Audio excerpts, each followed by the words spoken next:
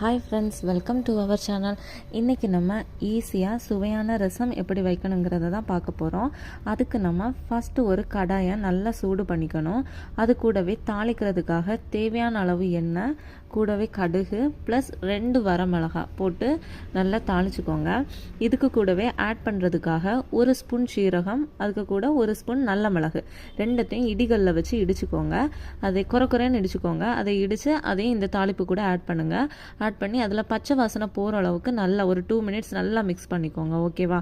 நல்லா மிக்ஸ் பண்ணதுக்கப்புறம் இதுக்கு கூட ஆட் பண்ணுறதுக்காக ஒரு 10 பல் பூண்டும், 2 பச்சை மிளகாய், 1 கொத்து கருவேப்பிலை எல்லாத்தையும் சேர்த்து அந்த இடிகளில் கொஞ்சம் குறைன்னு அரைச்சி இடிச்சுட்டு நீங்கள் இதுக்கு கூட சேர்த்துக்கோங்க. இதையும் ஒரு 2 மினிட்ஸ் நல்லா வதக்கிக்கோங்க.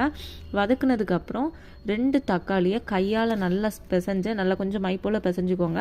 பிசைஞ்சு இதுக்கு கூட நீங்கள் ஆட் பண்ணிக்கோங்க. ஆட் பண்ணி ஒரு 2 மினிட்ஸ் இதையும் வதக்கிட்டு அதுக்கு கூட ஒரு ஸ்பூன் டர்மரிக் அந்த மஞ்சத்தூளும், அதுக்கப்புறம் ஒரு 1/2 ஸ்பூன் பெருங்காயத்தூள் ரெண்டத்தையும் சேர்த்து ஒரு 10 மினிட்ஸ் நல்லா வதக்குங்க. அந்த பச்சை வாசனை எல்லாம் போகிறதுக்கு அளவுக்கு நல்லா வதக்குங்க.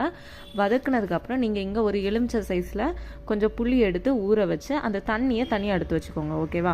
அதையும் நீங்கள் இது நல்லா வதங்கினதுக்கு அப்புறம் அந்த புளி தண்ணியையும் இதுக்கு கூட ஆட் பண்ணிக்கோங்க. தேவையான அளவுக்கு உப்பும் போட்டுக்கோங்க.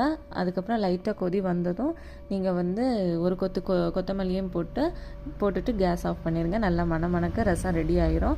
என்கிட்ட கொத்தமல்லி இல்லை, ஸோ நான் கொத்தமல்லி இதில் ஆட் பண்ணலை. ஆனால் நீங்கள் கண்டிப்பாக ஆட் பண்ணிக்கோங்க. ஆட் பண்ணால் தான் ரொம்ப டேஸ்ட்டாக இன்னும் ருசியாக இருக்கும். இவ்வளோதான் ஃப்ரெண்ட்ஸ், 10 நிமிஷத்தில் ஈஸியாக செஞ்சிடலாம். ஸோ வீட்டில் நீங்கள் ட்ரை பண்ணி பாருங்கள். தேங்க்ஸ் ஃபார் வாட்சிங் ஃப்ரெண்ட்ஸ். பிடிச்சிருந்தால் லைக், சப்ஸ்கிரைப் அண்ட் ஷேரும் பண்ணிக்கோங்க. Thank you friends.